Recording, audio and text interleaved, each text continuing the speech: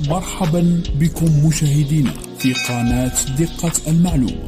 عزيزي المشاهد، عليك مشاهدة هذا الفيديو للأخير لتتمكن من حل لغزه. حلقتنا اليوم: الجزائر، وزير الصيد البحري يكشف عن موعد صناعة أول سفينة جزائرية لصيد التونة.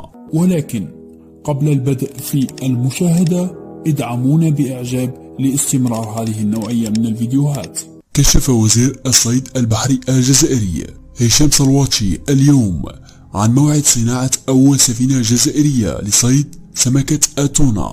وفي تصريحات للإذاعة الأولى، أعلن هشام صلواتشي أن أول سفينة لصيد التونة من صنع جزائري سترى النور خلال عام 2022، لافتا إلى أن هذه السفينة التي تعد الأولى من نوعها هي بطول 30 متر، وتدخل الخدمة هذا العام في إطار مشروع صناعة سفن الصيد بالجزائر.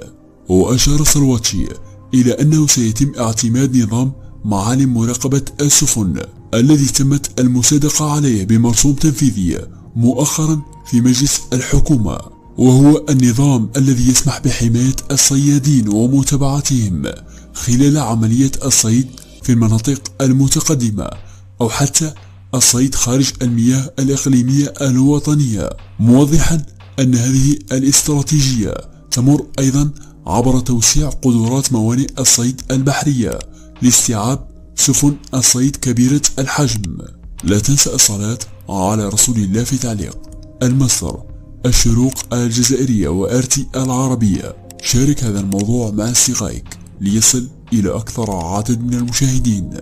شكرا لكم لمتابعة هذا الفيديو للأخير، ولا تنسوا الإعجاب به والاشتراك بالقناة ليصلك كل جديد من أعمالنا.